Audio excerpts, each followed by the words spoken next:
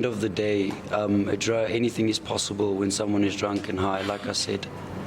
But that's logic. That's something that's done by a person who's in their senses. You want to hide your nakedness and you take the clothes with. I don't agree with you, I'm sorry. Okay. Why did you flush the child's panty down the toilet pipe? I remember in that moment in time, I remember at that moment in the bathroom actually, I'd realized what had happened, and I'd realized what exactly I'd done and put myself into, and that I'd been caught. And at the end of the day, I saw it because the one woman shouted at me, "Look, he's got it in his hand, he's got it," and I didn't even know I had it, and then I saw it. And that, I put it to you, that it's a conduct of a person who is aware of his surroundings. Yes. So you cannot tell the court that some of the facts that were said before, some of the evidence said before court, that you don't remember because you were high. But the last point, or the last aspect, when now after you were caught, you ran into the toilet and you flushed the panty down the toilet pipe. Ma'am, I already explained, it's not that you're not aware, it's you're in a different mindset. Everything can be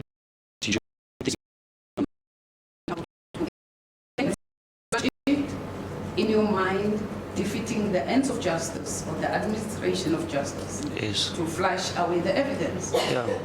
All I remember was shouting, people shouting at him, "He's got it in his hand, he's got it in his hand, he's got it in his hand." And in that moment in time, obviously, people were beating me, people were hitting me. So, I mean, obviously, after that whole bloodbath, that's the only thing I could think of doing. I mean, I agree to you that it was wrong, and in that moment in time, I should have just left it as it was. But I was panicking. To you. I was panicking. Obviously, I was in this state. I know what had just happened. People are shouting, accusing me of things. Obviously. And you were shouting back. Yeah, I was. I guess fighting for my life. I mean. Yes. I thought they were going to kill me that day. Honestly, I thought that they were going to kill me. So I put it to you that you planned the whole thing. That is why you were able, at the end, after you were caught, you decided.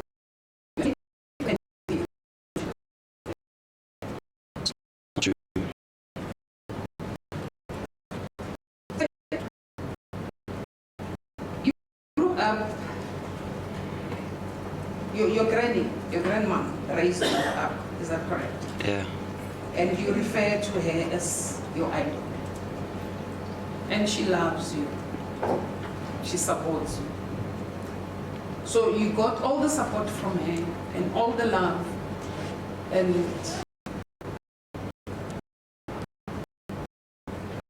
I guess by sending you, did she send you to those centers, rehabilitation centers, or did you? She sent me, but there was some. In an attempt to give you a chance. Is that correct? To help me. She knew helping in the sense of giving you a chance to rehabilitate and to be a better person. Is that correct? I've been rehabilitated since a child, before even 13, before even drugs. So I guess my grandmother, her entire life, she knew I was troubled. And when she sees me, she practically says my entire life I've been troubled. And so yeah, that's all that she could do. I feel bad for her because she went through the same thing with my mom as well. And I guess that, she saw the potential in me, and I was throwing it away with drugs. But I just didn't know any different at the time. Well, I guess I did. I just didn't want to face the truth. And you have given information to the psychologist that at the time of the incident you were staying with your girlfriend? Yeah, she was my fiancée. Your fiancée, yes.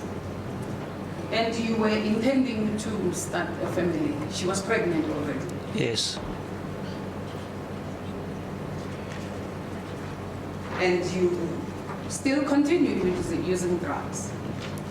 It's different. She left. Despite the fact that she reprimanded you not to do it.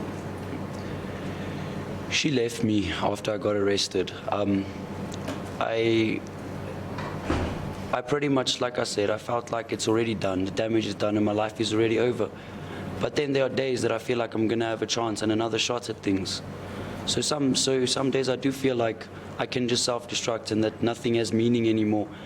And then for those days, I feel like hanging myself up with a belt. And then the only thing to do, I feel, is to self-medicate, to just get away, because all that's stuck in my head is my grandmother and that innocent child of mine and that little girl that's been affected through all of this. And I can take the coward way out, or I can stand up and man and face my problems. It's difficult. It's hard. It's hard to... It's hard.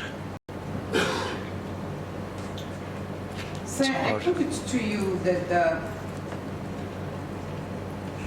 in your own version, everything that you have said, coupled with the use of drugs and your failure or inability to stop using drugs, you are a danger to society.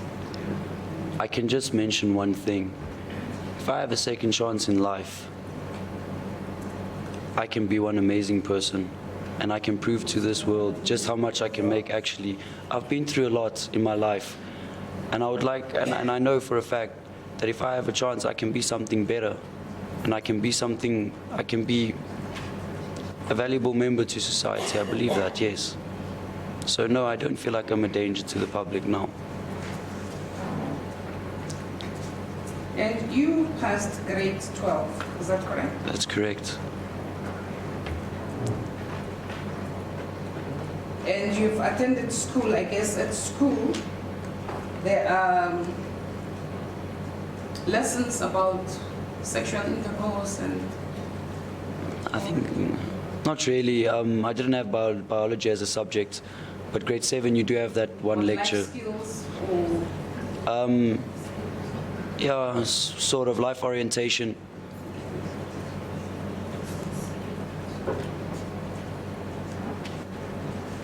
Thank you, my lord. I have no further questions. Thank you, Dr. Dan, for the questions.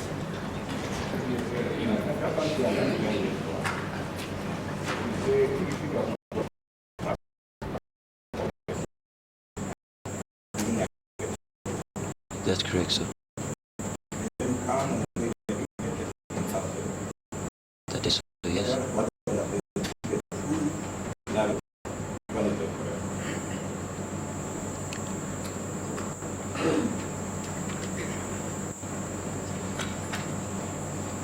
Let me remind you what you said in your section on paragraph 70. At the time of commission of the offenses, I acted intentionally.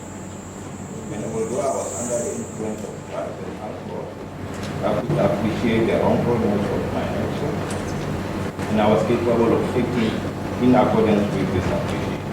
That's correct, sir. Can we just clarify? So, like I said, I find this to be irreconcilable. it's very hard to explain. So when a person is on drugs, when a person is sober-minded, you have emotion like any normal person. You can feel pity for somebody. You can feel normal emotion. When a person is high on drugs, it's very mixed. It's very much up and down. It's not rational. But on your own version, you said you appreciate what was happening. I knew what I was doing. According to me, the drug effect or alcohol effect, It was what was happening. in that moment inside the toilet with the girl. I knew what I was doing was wrong. I knew that. You acted in accordance with your appreciation. Just the way to get there using it. No, I knew what I was doing So at right that now you blame alcohol and drugs. because I was numb that day. I felt nothing. I didn't feel I didn't feel like a normal person should feel. I didn't behave like a normal person should behave. Like I said, me on drugs and me sober, two completely different people. I mean, listen at paragraph 9 of the admission. You say, I have no excuse in law for acting in this manner. And I realized that at the time that my actions were unlawful and that I was committing an offense. Yes, that's correct, sir. In that moment, in that bathroom with that child, I knew what I was doing was wrong. Acting passive is not correct. It's the state of mind you're in. It's not your awareness, it's your state of mind. Your state of mind must change according to this law. It's not care, it's Let me further review one stated here. At the time of the commission of the offense, I did not suffer from any mental illness or intellectual disability that would prevent me from appreciating the wrongfulness of my actions or that affected my ability to act in accordance with such actions. I have made the psychiatric report to this effect produced by Despotis Psychiatric complies in terms of sections 78, 7, 78, and 79 of the Criminal Procedure Act in this regard to the victim. That's correct, sir. So, your argument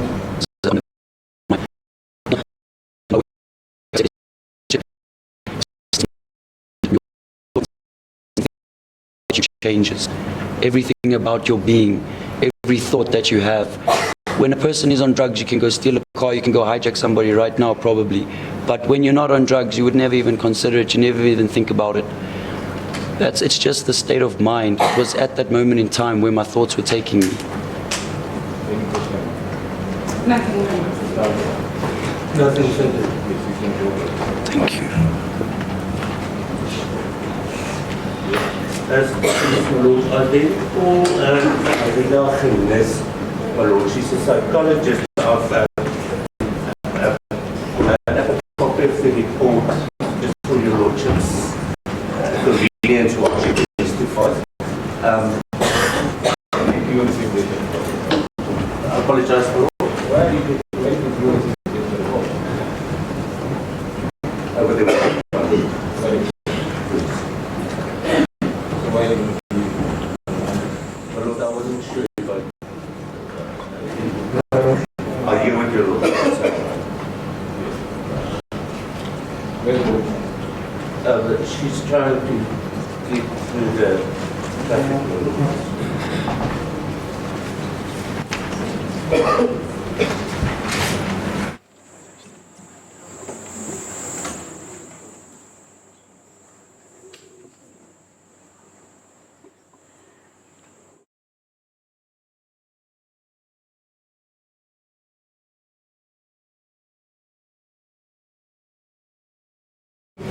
Please state your full names and surname for the record. Marina Ganes. Do you have any objection to taking the prescribed oath? I don't.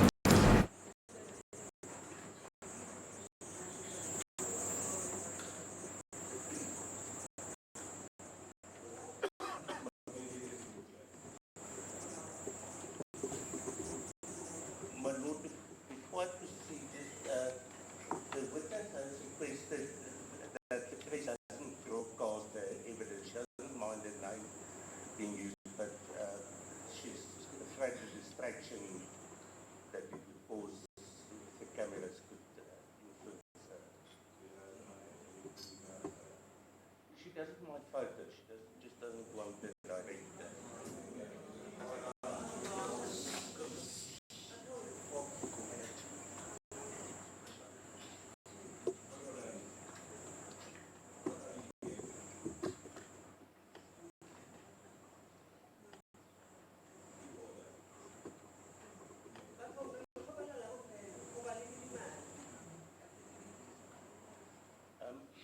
My lord, the report is quite bulky. I don't know if it's necessary to read it verbatim into the record or the witness could go through the report. And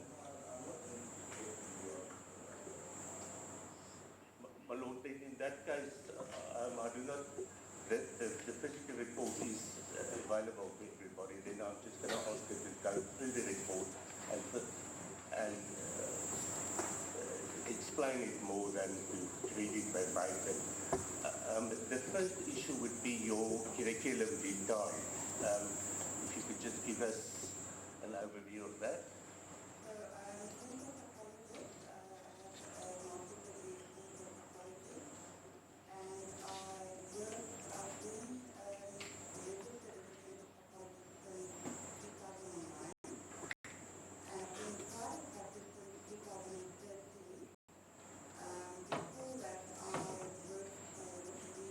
Investigative psychology section Forensic Services, where we provided guidance to investigating officers who investigated psychologically motivated crimes.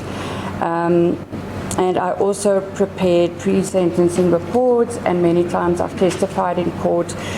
At least 16 to 20 of those cases were related to rape of a child, sexual assault of a child, child pornography, serial rape of children, also evaluating the child victims.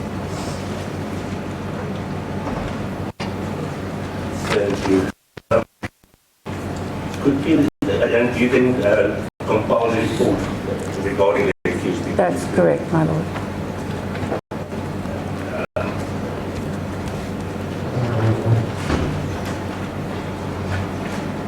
Could you take us through your report and Okay, so I saw the accused on 3 different occasions as listed in my report.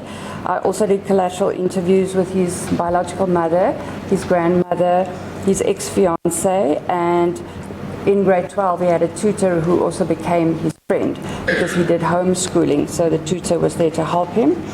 I did conduct a psychological test, and then I perused quite a few documents, as my lord can see on page 4. I then, number 2, on my page 5, is where I just give a background of Mr. Ninow's childhood circumstances and family of origin. If I could just briefly summarize that his mom fell pregnant with him when she was 15 years old. Reportedly, his mother and his biological father were drug addicts. When he was 8 months old, his biological father then immigrated. Between the ages of 1 and 7, his mother had 3 different relationships, and reportedly these were all relationships with drug addicts or drug dealers. She was often evicted out of the house because she didn't pay rent because of the drug use. So they moved around for seven times at least. Twice of those is when they went back to the grandmother. Straight after he was born, he and his mother resided with his mother, but then when she started her first relationship, she took him with her. And then psychologically pertinent issues in childhood. So I found that Mr. Ninow was emotionally and physically neglected. His grandmother stated when she saw him, he was underfed, he didn't have proper clothes. He also reported to me that there wasn't always food in the house, and he got lunch from school. And then he was physically abused. He was severely beaten and assaulted by one of the mother's boyfriends. So besides being beaten, he was also locked in a cupboard for hours on end. To quote him, he stated that he only later found out that having a blue eye and broken ribs was not part of a normal childhood. These physical assaults once included where the abuser had picked him up and apparently he hit his head against the basin. And they had to rush him to hospital. He still has a mark from that particular incident. The grandmother reported that when he visited her, she noticed welts on his back, bottoms, and leg, and that was from the being beaten. He was apparently beaten with a fist and also with a belt at times. And then the grandmother, slowly but surely, she knew, realized what was going on, and she tried to have him over as often as she could have, and then also started investigating the process of adopting him. The custody case then began. The psychologist who then assessed Mr. Ninow, page 2.2.6.1. So that psychologist found that there seems to be sufficient evidence to be concerned about Nicholas's safety and psychological well-being. It is the undersigned's opinion that it would be very irresponsible indeed to place Mr. Ninow in his mother's and at that time the partner's care again without having investigated the situation fully. And then we'll go into his drug history now, but as he also testified earlier, so his grandmother then got custody of him when he was around 7 or 8 years old, and he then permanently lived with her. But then as he became older, his mother asked if he could come and visit her, which he then started to do over weekends, and that is where he started abusing alcohol with his mother, and where she introduced him to the drug cat on that particular day. The grandmother also told me of that particular incident. We arrived at the house and he was high on cat because the mom had said he should use that to sober up. In terms of educational history, he finished grade 12. He attended primary school. He received numerous certificates, academic certificates for doing well at school. High school in grade 9 and grade 10, again received numerous certificates for doing well at school, and also received medals and trophies for rugby, cricket and gymnastics. And then in grade 11, to quote his grandmother, his problems started catching up with him and he relapsed. And then that is in grade 9 when he was then sent to Healing Wings. Whilst at Healing Wings, he completed his grade 11. Then on return, he completed his grade 12 through impact schooling, which is homeschooling, and he had a tutor that I also had an interview with, and he confirmed that during that year that Mr. Ninow was doing his grade 12 year, he was substance free and he was also using his psychiatric medication. In terms of employment, he worked as a sales consultant at 3 different Vodacom branches. Him and his ex-fiancée reported that he was a very good salesman. I couldn't confirm this information with his employers, despite several attempts.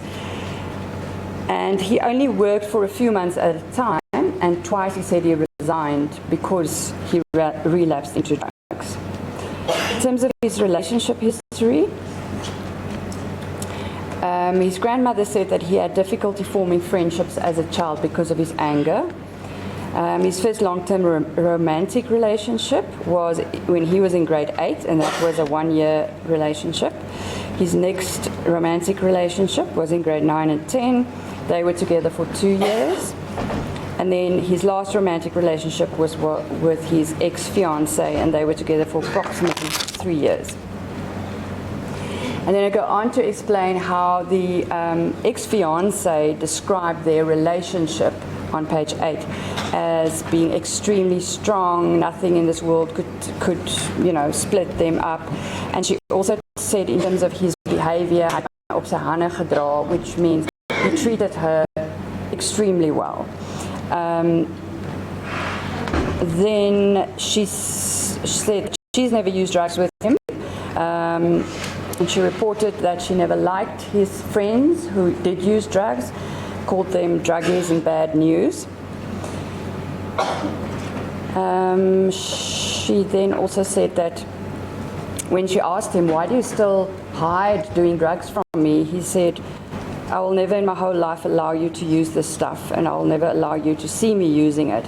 So both him and the ex-fiancée reported to me that when he was abusing the drugs and alcohol, he would mostly go, when he was at home, go into a room and just be by himself. So she ended the relationship approximately 3 months ago. She moved back in with her family of origin in August, September of this year. She's given birth to their son, who's now 10 months old. Mr. Ninow has seen his son once through a visit that was arranged by a social worker in prison.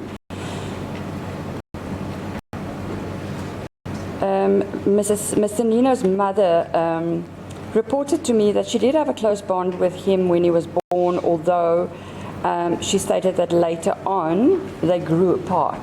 And she acknowledged that her drug taking, that she had neglected him in the process of her addiction. The relationship between Mr. Ninow and his grandmother continues to be a positive and supportive one. In terms of psychological and psychiatric history of the family of origin on page 9, Mr. Ninow's mother reported that she was diagnosed with bipolar disorder and she is currently on treatment for that. Mr. Ninow and his grandmother reported that his biological father and paternal grandfather are alcoholics. His mother's brother, so in other words his grandmother's son, is also reportedly an alcoholic. In terms of Mr. Ninow's substance abuse history, so he's reported to me that he started smoking cigarettes when he was 10 years old, although the Healing Wings report states as early as 7 years old started smoking cigarettes.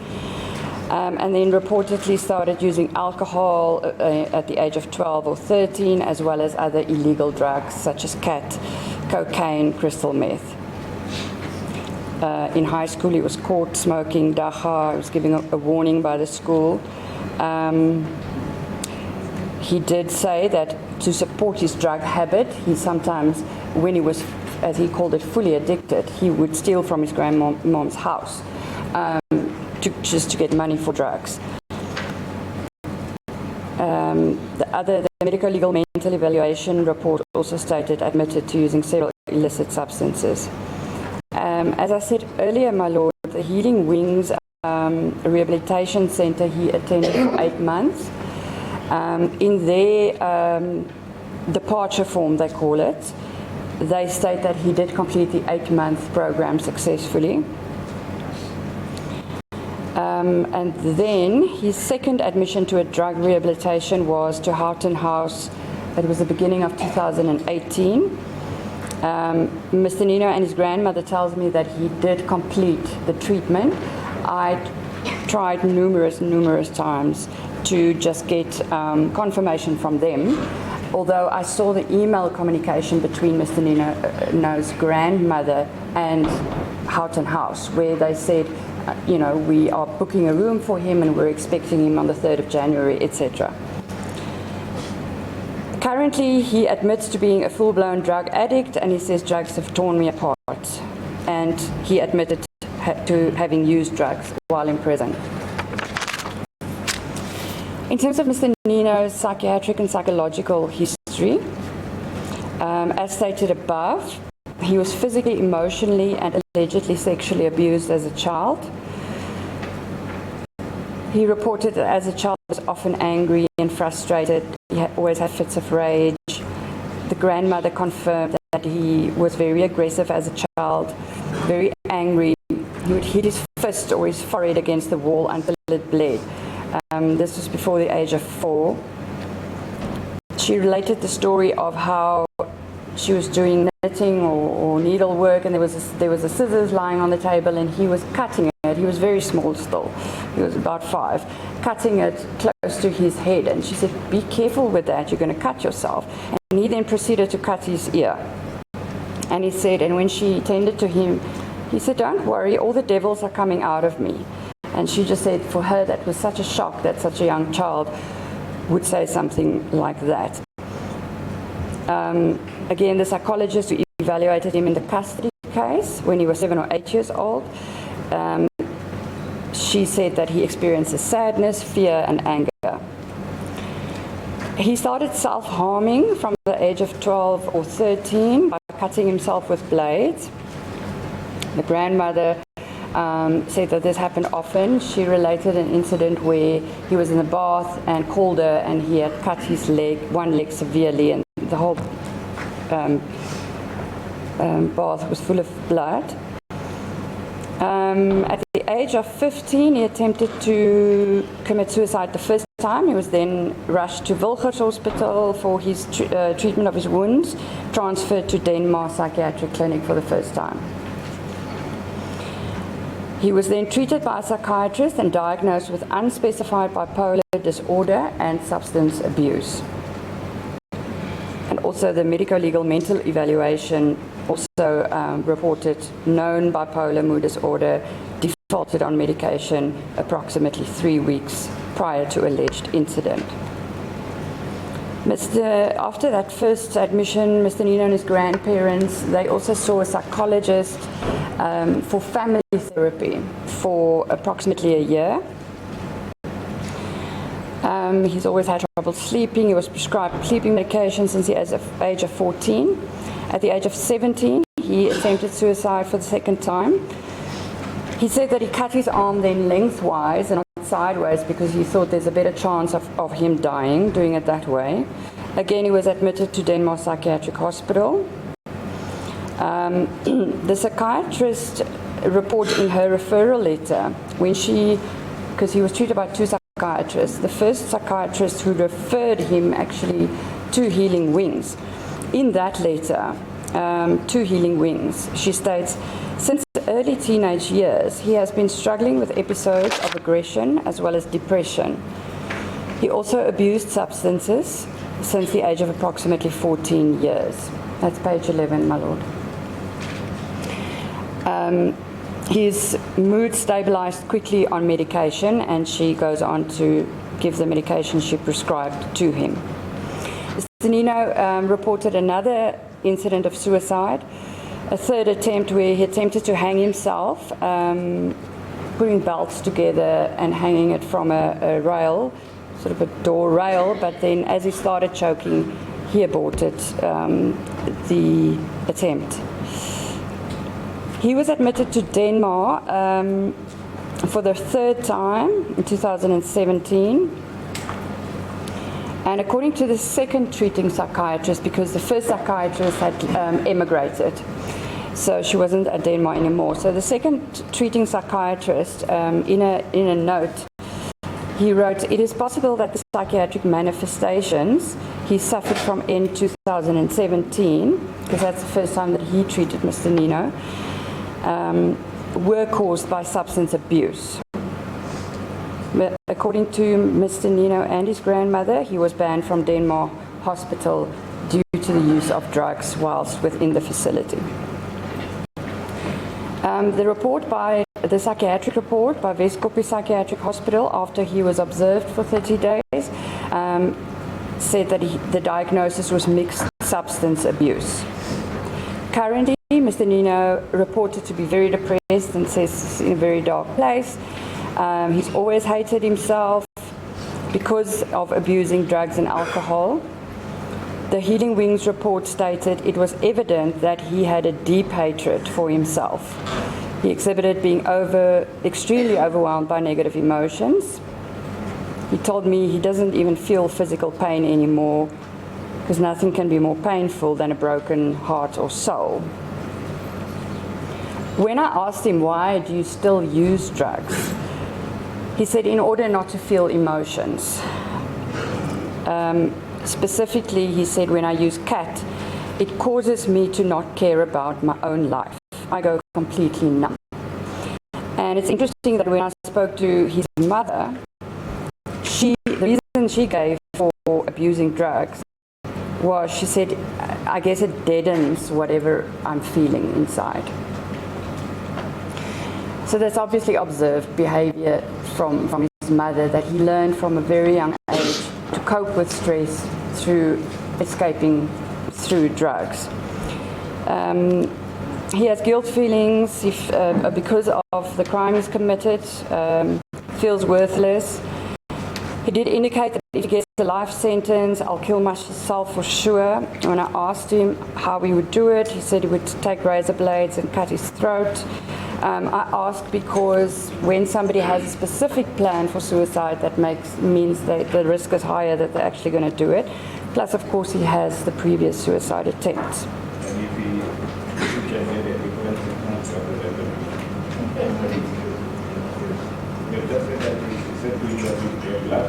Yeah.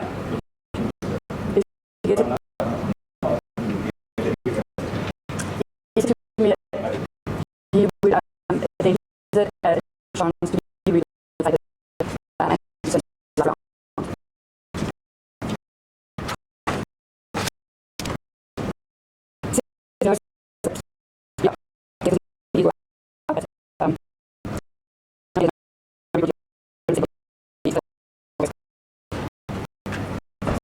So due to the aforementioned, he's currently at risk for suicide.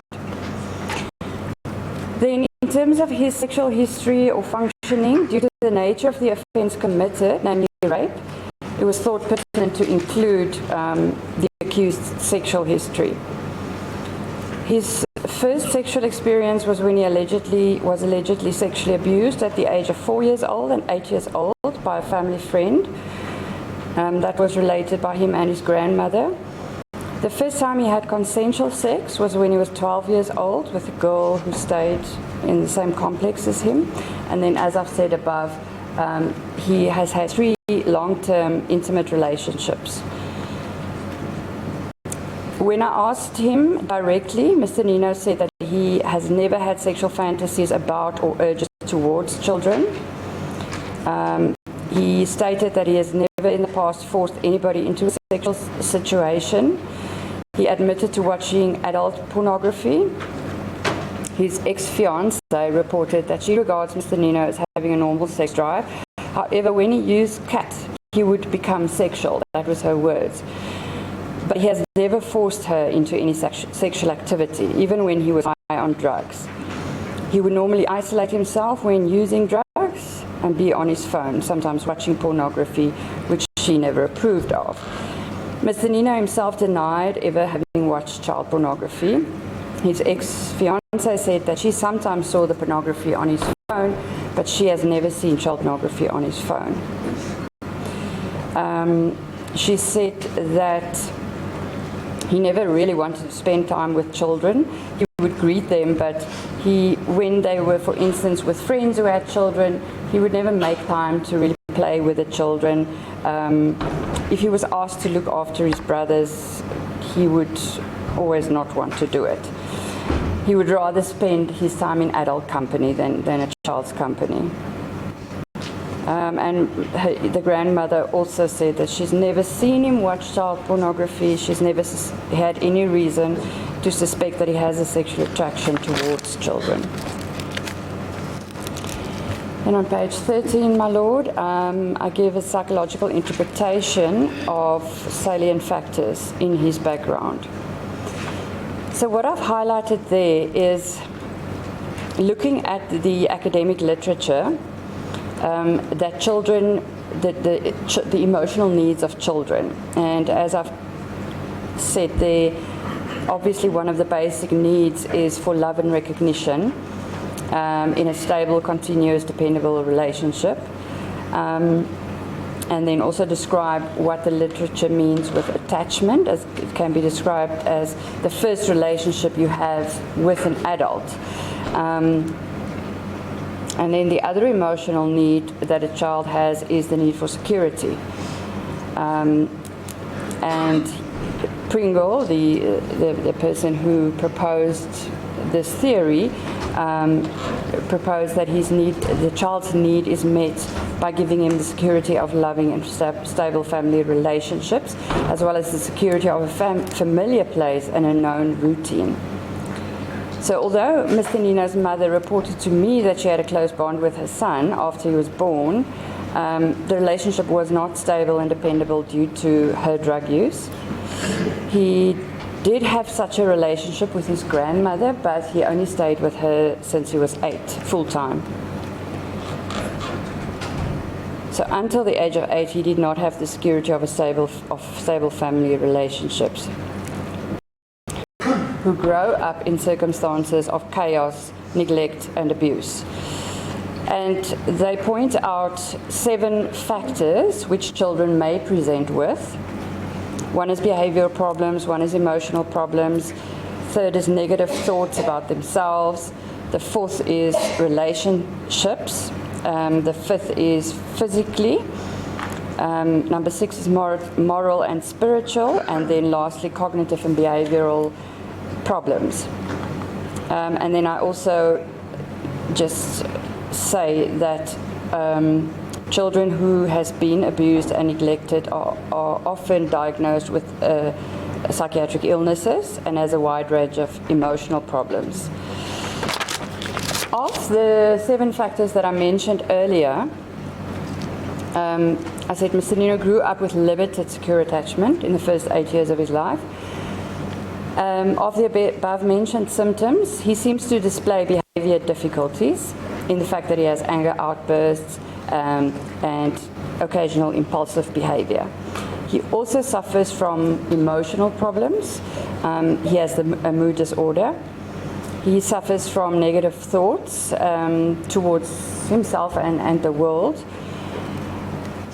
And in terms of relationships, although he doesn't have many healthy, non-intimate relationships, he did have a relationship with his cousin. He was close to his cousin growing up.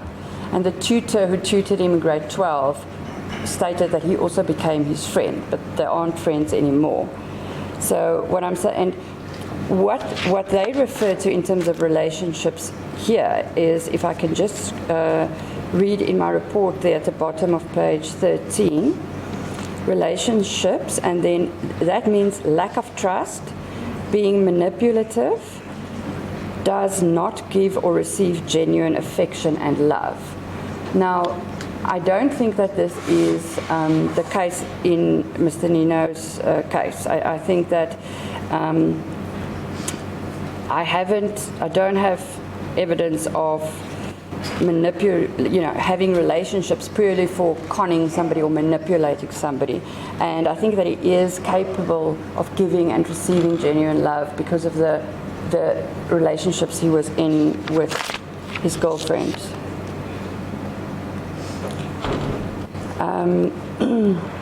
Okay, so I've explained that. When taking the above into consideration, that's 3.8, Mr. Ninow's childhood circumstances and child abuse he suffered probably played a significant role in his development, behavior, and psychological functioning. My Lord, I then go on in number 4 to again look at the literature regarding factors that may contribute to sexual offending. And I start off by saying, although the factors discussed in this section cannot necessarily be seen as direct causal factors for his offence or take away his responsibility for the offence, it provides context as to the possible factors contributing towards committing the crime. So there's one crime that proposed a low self-control theory of, it's called a low self-control theory of crime, where sexual offending is expected when there's a motivation to seek sexual gratification, and when that is combined with a low self-control and obviously the opportunity, then that is how it can happen. Then studies have also found parental and birth factors that predicted the onset of sexual offending, specifically relating to young parent age. As I said, his mom was 15. Parent violent offending history and parent psychiatric history, which his mom also has. Another explanation of sexual offending against children is the abuse-abuser hypothesis, or you can call it the abuse cycle. So this hypothesis suggests that boys who have been sexually abused are relatively more likely to sexually offend later in life. Studies have gotten various different results, and the author here states that because of these two authors, because of that, sex offender treatment has long skewed entertaining the offender's own history of childhood adversity for fear of excuse making. I go on to say, although having been sexually abused himself cannot be seen as a direct causal factor, there is the possibility that it could have played a role in his behavior. Then I look at the literature and studies that have made the link between alcohol abuse and sexual aggression, called the disinhibiting model. So according to this model, alcohol use results in applying more liberal norms when evaluating socially unacceptable behavior, such as a woman's refusal, etc. And the pharmacological effects of the alcohol include impairment in processing these inhibitory cues. And of course, other cognitive functions such as judgment.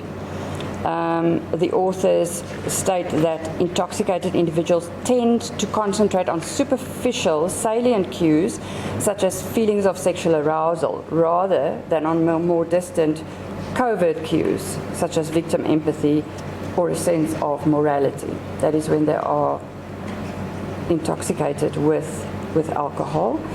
And I also look at the link that the studies have made between intoxication with drugs and more specifically cat and sexual offending. And I quote there from studies that says cannabis, cocaine and amphetamine use is often thought to encourage sexual excitement. The effects of amphetamines have been found to increase libido and delay orgasm. In addition, amphetamine use is associated with sexual risk-taking. Another quote, methamphetamine users have reported increased sexual desire, and it may lead to both sexual arousal and aggression. So it is hypothesized that being under the influence of these stimulants may lead to sexual offending. That's just one theory. Mr. Ninow said that he was under the influence of cat, and cat is considered an amphetamine-like agent. And he admitted that him and his girl ex-fiancée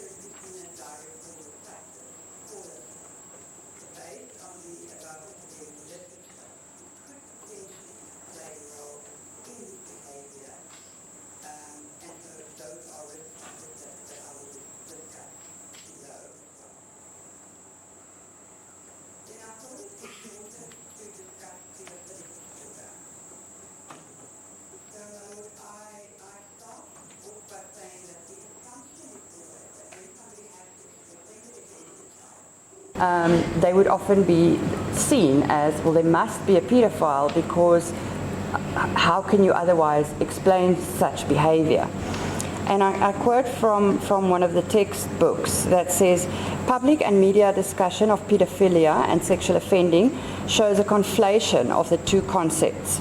But this is not correct. A substantial number of identified sex offenders with child victims would not meet the classification criteria of pedophilia. So offenders against legal minors are sometimes inaccurately referred to as pedophiles when they don't meet the criteria. So pedophilia is a mental disorder, and it's classified as such in the Diagnostic and Statistical Manual of Mental Disorders, the 5th edition, which all psychologists and psychiatrists use in order to make diagnoses nationally and internationally. And according to the criteria, over the first criteria is over a month or a period of at least 6 months, there's recurrent and intense sexually arousing fantasies or behaviors that include sexual activity with a prepubescent child. The second criteria is the individual has acted on these sexual urges, or the sexual urges has caused marked distress or interpersonal difficulty. And the third criteria is that the person is at least 60 years old and at least 5 years older than the victim. So if we look at criteria A,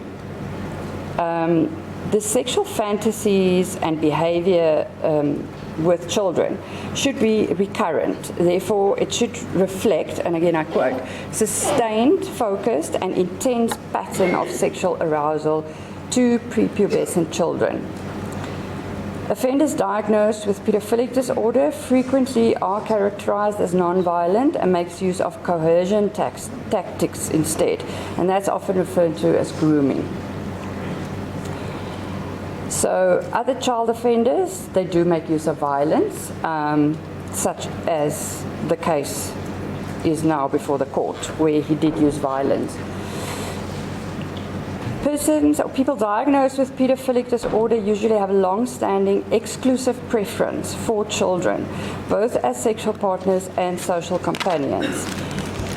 Whereas other offenders turn to children as surrogates when adult partners are unavailable in times of stress. One of the authors of the textbook states that for him the key test of someone's sexual attraction is choice. In other words, if you ask the question, would the person choose a prepubescent or pubescent child if a sexually mature person was available?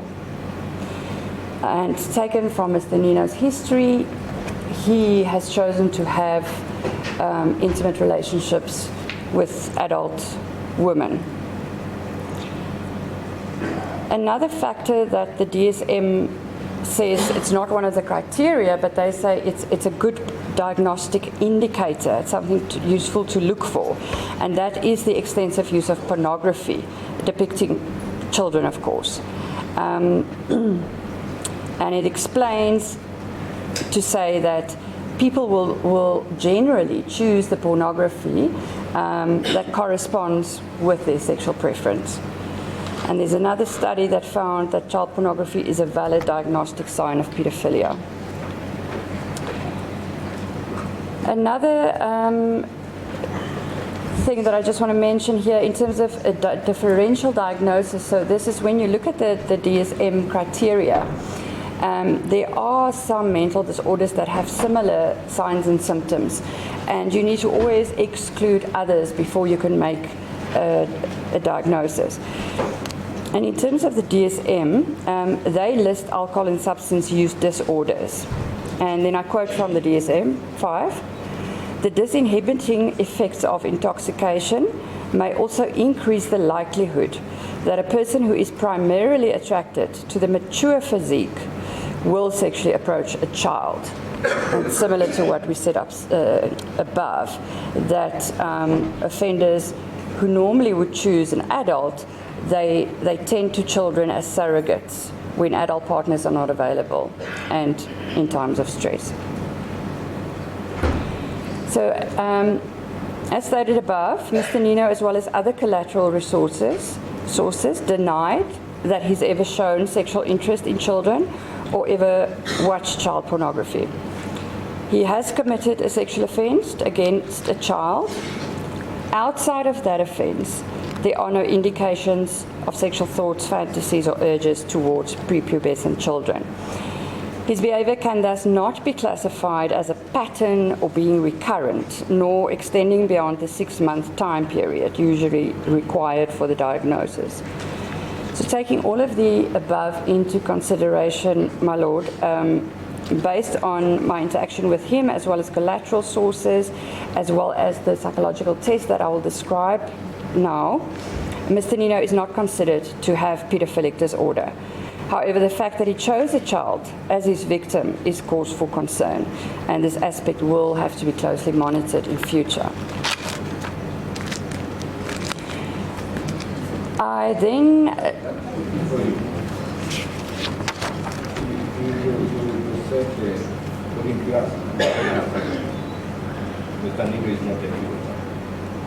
Sorry, my Lord, I can't hear. According to your own assessment, Yes. Mr. Ninow is not a victim. Yes. So how do you relate the event of the day when a small child? As I've explained here, using these diagnostic criteria, that is internationally recognized. Mr. Ninow currently doesn't fit into this diagnostic criteria. And one of, besides the criteria that he does not meet to fulfill the diagnosis, one of the other diagnostic indicators is the use of child pornography. And I couldn't find evidence of him watching any child pornography. Yeah, you know, capacity is an expert in this field. It's not a pedophile, meaning that he's not sexually attracted to young people. That's correct. Yeah, but why did he pick such a young child? So one of the explanations, I don't know. We don't know what went on in his mind, but one of the things that I mentioned here is that people with this disorder, they have a recurrent and long-standing pattern. Yeah, but we know now that he doesn't have that disorder. Yeah. According to our Yes. so why did he So- pick out from the young child? So, as stated here, people with pedophilic disorder has long-standing exclusive preference for children, both as sexual partners and social companions. And then on page 17, whereas other offenders, and that is the where I think Mr. Ninow is currently, other offenders turn to children as surrogates when adult partners are unavailable in times of stress. So that could be a motivation. Okay.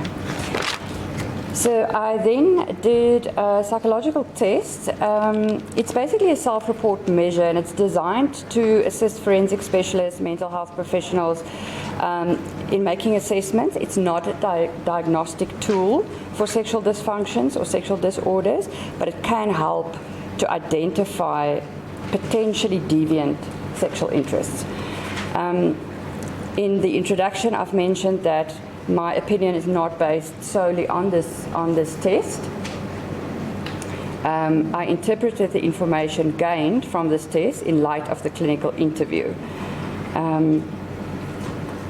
And I quote here from literature saying a thorough clinical interview is a critical part of the assessment and the matter before the court.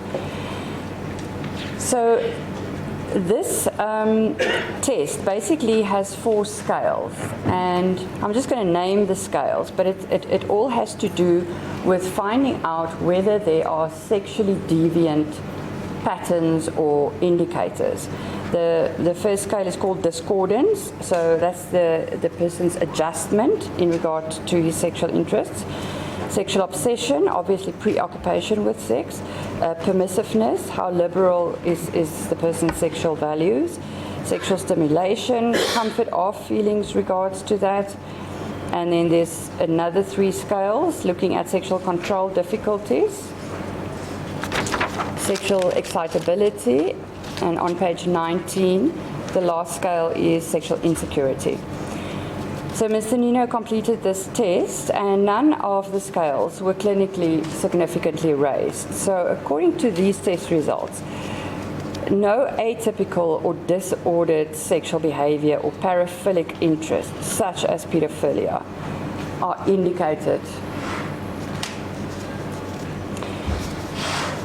And as my Lord said, this is all in the past. And so then I did a risk assessment and looking at,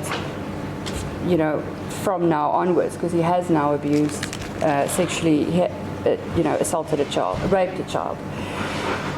In this risk assessment, I just describe and say that it is more for when they are released, then it is valuable to have a risk assessment. We look at static and historical risk factors. Static factors are the factors that are historically present and we can't really change them. And that would be the fact that he was abused as a child, for instance. So we can't change that, but it remains to be a risk factor. And then dynamic risk factors are changeable factors that fluctuate over time. So for instance, expression of antisocial attitudes or those, so at least in principle, those risk factors can be the target for treatment or supervision. My Lord, I'm just going to name the risk factors that I evaluated. So in terms of the first category I look at is sexual violence history. Chronicity of sexual violence is the first one, and it obviously indicates how often it's happened. So that factor is not indicated in his case.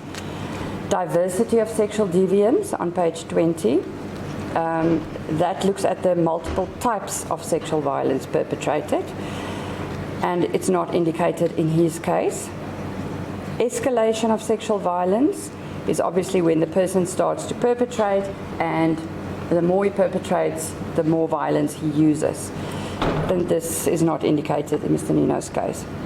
Physical coercion in sexual violence.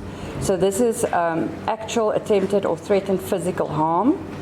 And threatened physical harm is any act or utterance that causes or is likely to cause fear in the victim.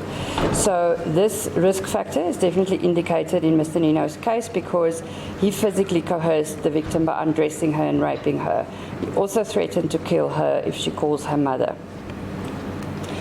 Then psychological coercion in sexual violence. So this refers to acts during the course of or to further the commission of sexual violence that involve threatened loss or promised gain of status, privilege, favor, and affection. Sexually grooming a child or abuse of power are examples of this. So this doesn't really look at, I know it says to further the crime, whereas the physical coercion aids in furthering the crime. The psychological coercion is more when they refer to sexually grooming a child, where they build a relationship with the child, and then they will cross the boundaries and they will start to assault. So in this case, abuse of power would be examples of people in church or a teacher who would use their status, again, to have a relationship with a child and then abuse the child. So psychological coercion is not indicated in this case. Then psychological adjustment is the next cluster of factors. The first one is extreme minimization or denial. So this refers to extreme minimization or denial, and it involves the failure to admit to or accept responsibility for acts of sexual violence and the consequences of those. It therefore means that the person denies having perpetrated sexual violence, he denies personal responsibility, and he denies that it has serious consequences. Although Mr. Ninow did not give a true version of the events in his plea, he has never denied that he committed the sexual offense, and the risk factor is therefore not indicated. Attitudes that support or condone sexual violence. So this would reflect what is the perpetrator's attitude and general view about sexual violence. Mr. Ninow, as well as collateral sources, denied that he condoned sexual assault in general. Obviously, we're not talking about, so this is looking in general before the crime was committed. As described above, he reported that he has never been sexually violent with anybody, including his previous partners. His ex-fiancée confirmed this. Results from the Garros psychological test do not indicate that he supports or condones sexual assault, because one of the scales there also look at what is your general attitude towards sexual behavior. So that risk factor is not indicated. Problems with self-awareness is the ability to self-reflect. And it could also be problems with a lack of appreciation of the factors and processes that place the person at risk. So self-awareness refers to having insight into one's own behavior. Mr. Ninow knows very well that, his words was, he's trapped in the circle of abuse. He also knows and appreciates the seriousness of the offense he committed, as well as the consequences of his actions for himself as well as for his victim, as I will describe in point 7 below. So this risk factor is therefore not indicated. Problems with stress and coping. So that reflects the extent to which the person's psychosocial adjustment is unstable or susceptible to external events. So related terms would be deficits in coping skills, maladaptive coping mechanisms, negative affectivity, and emotional self-regulation. Mr. Ninow has been dealing with his stress by abusing alcohol and drugs, which is a maladaptive coping mechanism. His emotional self-regulation may also pose a problem, as he has had anger and emotional outbursts since childhood, which in some cases have led to physical aggression. This risk factor of problems with stress and coping is therefore indicated in this matter. Problems resulting from child abuse, I think we've discussed that earlier, and he was a victim of neglect, physical, emotional, as well as sexual abuse, and this risk factor is therefore indicated. Then the next cluster of risks that we look at is mental disorder. Okay.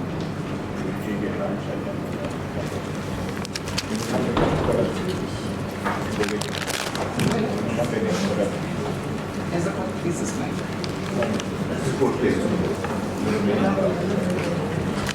All right,